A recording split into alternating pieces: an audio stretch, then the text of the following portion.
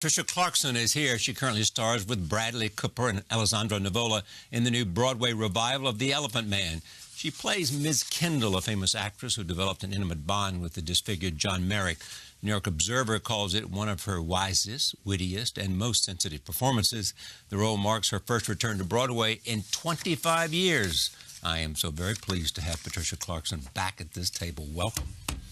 Thank you, Charlie. Nice to have you here. I'm so happy to be here. I love The Elephant Man, and you are magnificent, and so is Bradley, and so is the rest of the cast. I mean, these are really a terrific cast that they put together. Before that, why has it taken you so long to come back to Broadway? Many reasons. You know, I blame it on Blanche Dubois. You know, I did Blanche 10 years ago at the Kennedy Center, and Blanche is so depleting. It's so soul-sucking, and so such a massive undertaking that it just kind of left me in a different place. You never quite recover. Anyone who's ever played Blanche will tell you, you never. And so I just was left in a different place and feeling about the theater that I needed to just take a break, and I was doing all these films, fortunately. I'm very thankful. So I kind of got caught up in that. And then the wonderful, extraordinary Bradley Cooper, I met him at a premiere. It was a serendipitous moment, and he said, if and when I do The Elephant Man, I want you to play Mrs. Kendall. And I said, sure.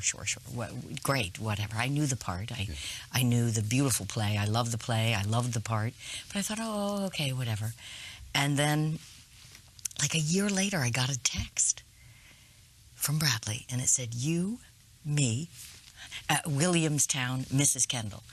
And that was it. And I just decided it was the right time. It was the right project. He was the right person because I have great admiration for him, and I knew of his profound love for this man, Joseph Merrick, the great Joseph Merrick.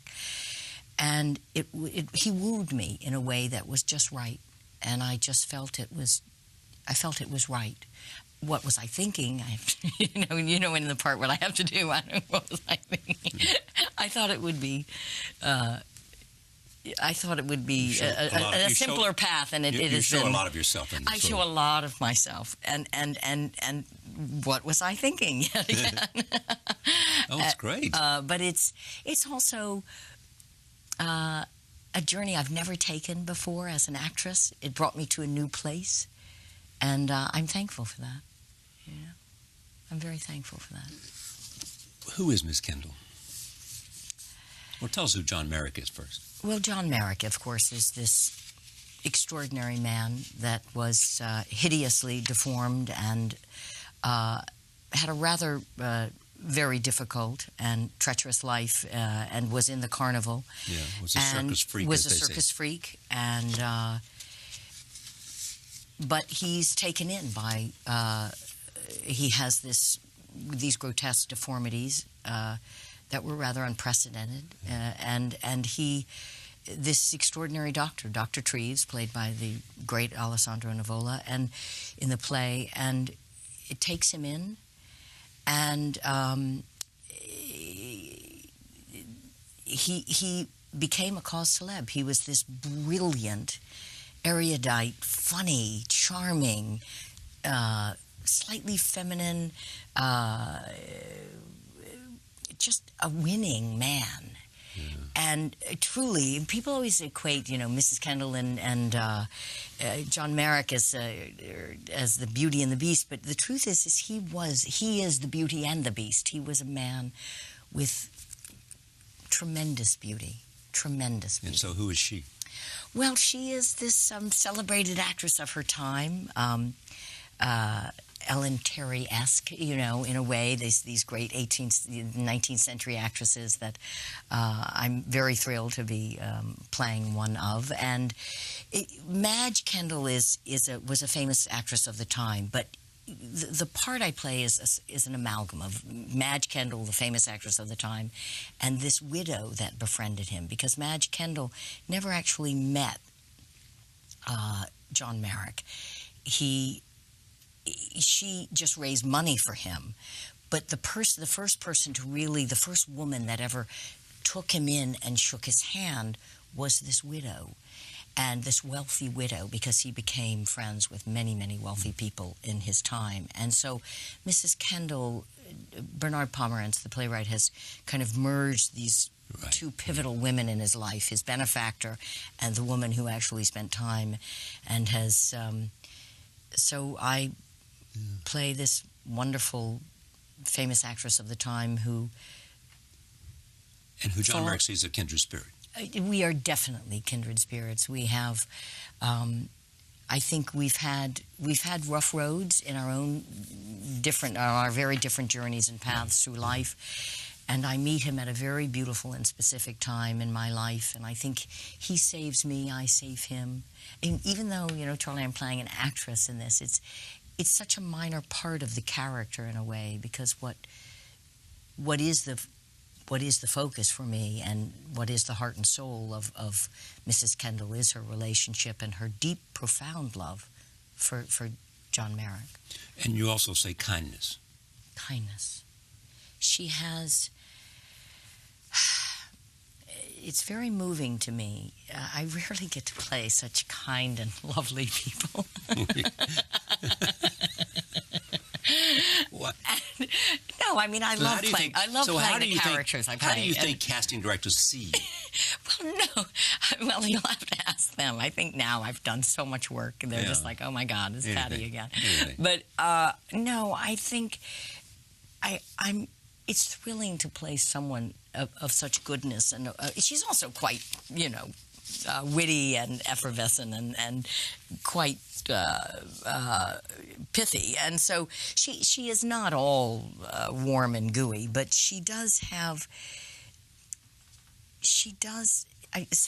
many women who have come backstage to see me after the performance have said, I aspire to be Mrs. Kendall. And I say, I do too. So you're aspiring to be what then? Just the level of, it's just a deep kindness. It's an outreach. It's a genuine, she's genuinely giving and genuinely present and genuinely open and available. Speaking of opening and available. Oh, we're going there? Yes, we are. And so Charlie, it's PBS. Even better. So tell me about that, both in terms of what it means, and secondly, I mean, was it really hard for you? I mean, you've done everything. Yes, why is it hard for you to just robe on stage in front of... I've done everything, and I'll tell you why. 300 people. Well, yes. No, it's 780. 780 and whatnot. It's disrobing every night in a very, very deeply, deeply emotional place. What precedes it? I say to this beautiful line to him, which is one of the, the truth, the unveilings that we have throughout the course of the evening. And I say, I'm so happy he's trusted me with this. I'm his confidant, and I say I am flattered, and I say too little trust has maimed my life. But that is another story, and it leads me to start to think how much, and I say I trust. Trust is a very important thing. I trust you. And I love him. I have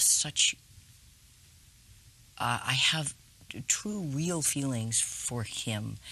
And this is just one more layer, that unpeeling of the bond. And I realize I find it deeply heartbreaking that he has never seen a woman naked or nude or naked in front of him with an outpouring of affection, and he's never had the moment to view someone that he loves naked in a chaste, sexual or chaste way. And I think our relationship runs that fine line of it's a sexual and a chaste love affair all mixed into one. And so, but the moment of the disrobing is,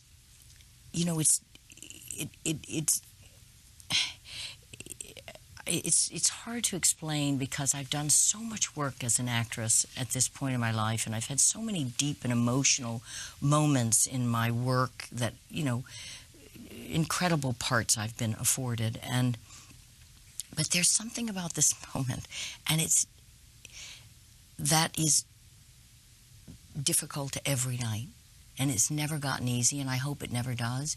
It's always a moment of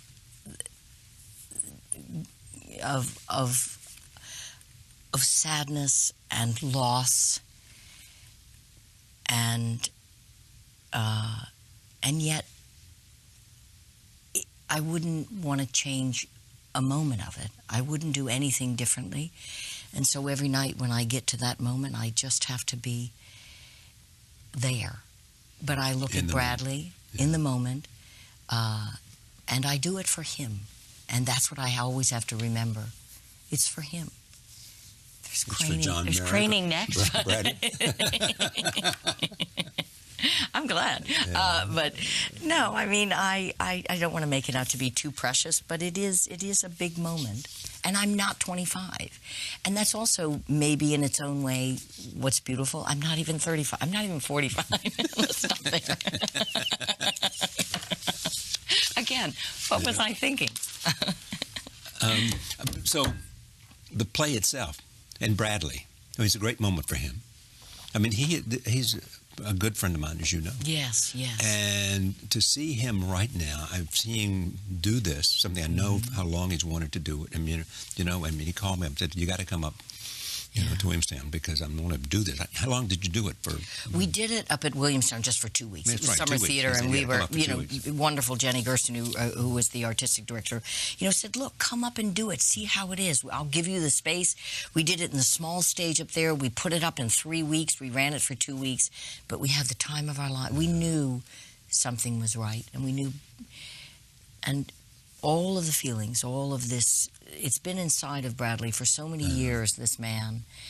And he reminds us every night, Charlie, that we are doing it to honor Joseph Merrick, to honor the. There's a photograph in his. There's a very, very large photograph of him in his dressing room, and we look at it. We both, all of us, we do it to honor him. But it's a stunning moment for Bradley right now, and I'm thankful to be a part of it. He's a dear friend, and he is someone. He's a consummate actor and professional. Yeah, I mean, he's unbelievable in American Sniper. He's unbelievable what Clint Eastwood has done with him. He was just at the show, Clint Eastwood. He just came to see the play, yes. Yeah, it was so interesting.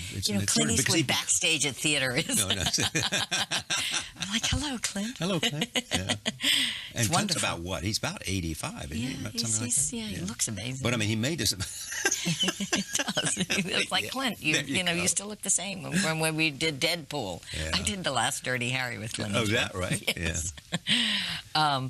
But anyway, but it's a thrilling moment for him, and it's a moment that is earned, and it's a moment that is deserved, and it is a moment he's cut no corners. And every single night, me, Bradley, Alessandro, this remarkable supporting cast, and we're led by him because the power he has and the energy he has, and we step out every night and give a performance that we hope is memorable, is indelible. And that's what we hope to take everybody on a journey every single night. So where are you in terms of this life you've chosen for yourself as an actress? So now you have a much admired portrayal on stage after 25 years. Yeah. You get lots of movies. Yes. You work with the best directors. I have wonderful directors, yes. I mean, is this what you always hoped it would be? No, be careful what you wish for. You'll end up naked on Broadway. or hanging out with Clint Eastwood backstage. Or hanging out with Clint Eastwood backstage. Life's good. I'm thankful, and I am very, very, very satisfied with so much of where my life is at this point. Especially being an actress, because I'm an actress, and life is and things are difficult, more difficult for us. It's just a given in this business. We can bemoan at till but the you cows seem come to be home. an exception to that. No, well, to some degree, but yeah. many, you know, there are many extraordinary actresses that in their 50s that are Not working. 50s, 60s, well, that are not, but then many are now that have much better careers than mine. But no, I mean there are amazing. There's great work with the rise of independent cinema. It has given us a new place and a vital and exciting place in this business, and we cannot be denied any longer. Oh, that's great. We cannot be denied. And our films make money oftentimes. We win awards. We cannot be denied. And people want to see films with women in their 50s and 60s. They do. And as you and Merle and others prove. There's many, and there's like some of the performances this year by some women in their 40s and 50s are extraordinary, and I just think I've reached a place, but it's still a struggle, Charlie, and that's what I always say to young actors. I think the greatest people in our business, they never arrive. The most successful people in our business are always striving, because art always leaves you slightly unsatisfied, and that's the nature of it. It always leaves you with yearning, and it's so subjective, and that can take a toll on you. And you always believe you can do it better next time. And you always believe there's something else that is attainable. There's some other level to your art, to your craft, that should be reached. And as we age in this business, we do get better. It's that simple. We do, because it is a muscle. And unlike, physiologically our muscles weaken, but as an actor, that muscle gets stronger. Because you've done more, seen more, felt more. And we've just seen so much. I walk on stage every night as Mrs. Kendall, and I've lived this life in my own personal way. Every night when I walk out there, I bring what I have lived in these 54 years is a lot. And I'm thankful for that, because every single night I bring that to the stage. I bring it for Bradley and for Alessandro and for this cast, for Bernard Pomerantz, for our extraordinary director, Scott Ellis. And I'm thankful that I'm not youthful anymore. I wouldn't be able to play this part. I wouldn't have it in me. I wouldn't have the emotional life. I wouldn't have the backbone and the fragility, which is what theater requires every day. Backbone and fragility. And it's a tough road you have to walk. Have you consciously made sacrifices for that? Yes, some. I have walked away from certain jobs that I thought would not be right for me, that would compromise just what makes me happy. They were beautiful jobs, but they just weren't for me. They weren't something that I would be. It just was something that wouldn't excite me. It wouldn't get me going. It wouldn't.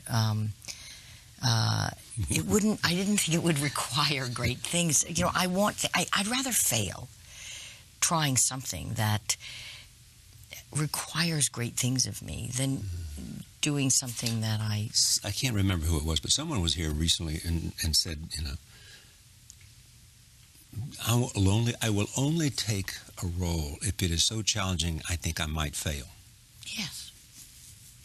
Now, those of us who are no longer really struggling actors, we are fortunate we've gotten to that place where we can make choices. And a lot of actors don't have those choices for financial reasons or career-wise, whatever. But I am fortunate in that, I have gotten to a place where I can pick and choose, make decisions. I can be picky, and I can say no. Sometimes I, will say yes to things. Scott Ellis never thought I would. He thought, oh, Patty's not coming back to the theater. When I made this call, Scott Ellis, he thought I was going to say, look, I love you guys. I'm not doing the Elephant Man. I said, I'm going to do this. And he goes, what do you mean? Yeah, but what have you sacrificed to have all of this? Anything? I sacrificed some financial gain. Yeah, sure. Oh, Charlie, the That's places I could have gone. Yeah. The apartments I could own. No. I mean, I've made a little. I've sacrificed a few financial offers that were quite astonishing and flattering. But you're married to your craft. Yes, I am. In some ways, first and foremost, probably. Yeah. And I'm actually able to admit that now. I don't think that's a bad thing. Nor do I. I love acting, and it is a love in my life, and I don't think I'm okay with that. And if people judge me harshly because of that, I can't change who I am, you know, and. But I do love it, and sometimes I get overwhelmed, and it is exhausting at times and enervating. But I always hope that I rally. You know, I always hope. Do the roles get sexier? Yes. Oh my God. Thank you. Yes, I've actually been afforded with some of the sexiest roles. Sometimes I think to myself, why wasn't I naked 10 years ago? Yeah. When we were about to do the play, like it got delayed. Our Broadway, Scott and Bradley and Alessandro. Well, and we got delayed, and I kept saying, "Boys, let's go, Gravity, let's go." And they were like, yeah. I was like, no, let's go. We need to do the play now. Like this afternoon.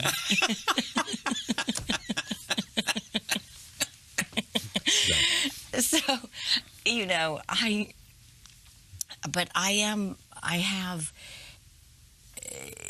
I did this crazy photo shoot with this amazing photographer, and did these crazy sexy photos for Interview, which just thrilled me. And I just pinched myself, and I was there with my publicist. I said, oh my God, who would have thought? I'm starring on Broadway. Here I am, lounge in a unitard, stretched out over a young male model. Yeah. I'm getting to play. I get to play this very sexy part, and the beautiful woman who wrote and directed Cairo Times, she wrote me another part, and I have a beautiful film coming out in March. Which I think was the last time you were here, wasn't it? Yes, I was here with Cairo Time, and it's a very sexy, lovely, amazing part, emotional and sexual, and the lead of the film, and so doesn't get any better than this. I'm so thankful that people keep disrobing me, and yet also, I'm like, please objectify me. No, it's please objectify me. But I like that with all of this fabulous sexiness comes these stunning parts. So the emotional life, and the depths and the gravitas that exist in these characters, or the wit and the humor, are matched equally. And I'm just always thankful for that, because that's the journey. That's the journey we ultimately want as an actor. Do certain directors get more out of you? No. Or is it... Go ahead. No, they just get something different. I think they get whatever I need to bring to that part, and I hopefully have shifted in some ways. I look different. I hopefully, but yeah. So what they're seeing is what you have thought and decided to bring to that part.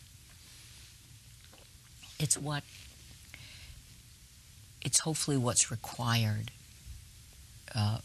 for that character to fulfill the needs and the arc of that character. And I don't.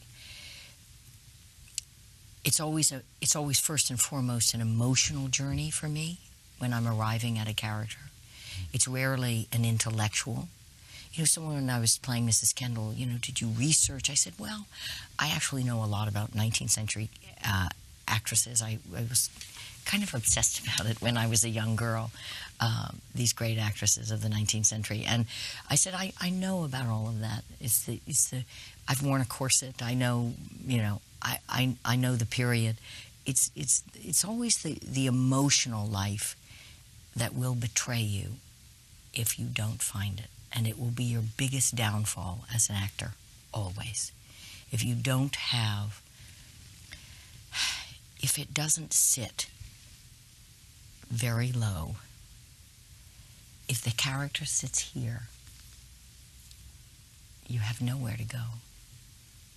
And no director can help you, no actor can help you, no hair, makeup, word, nothing can help you if you haven't figured out really how emotionally that character proceeds.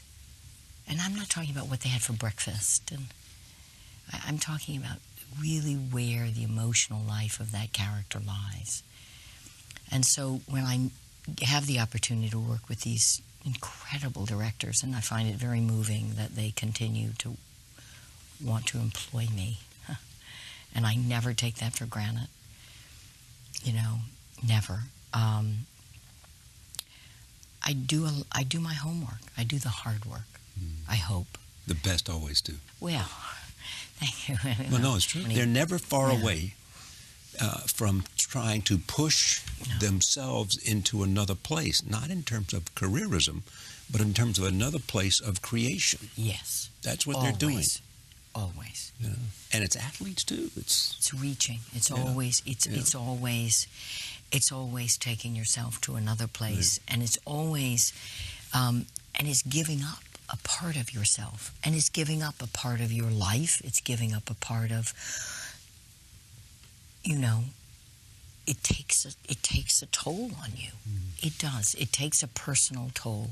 I've also been able to come to the place where I can say, I know that. Right. It takes a personal toll on you. It does. There's no way you can live in this, but the great directors always get you there. They always do. And they never settle. They never compromise, ever. And because they know it's within you. Oh, they know. They know that you have it. It's only when they only give up if they feel, that's why I'm always fortunate if a director rides me, if a director really challenges me. And I think, confrontation, and it is good. It's good because it means they believe in me. They really believe that I haven't gone to the farthest place that I can be. Do it again. Let's try something else. Do it again. Do it again. And then, boom, the heavens open up. And you're like, that's what it was. Thank you. Well, thank you for coming. It's great to have you here. Thank you, Charlie.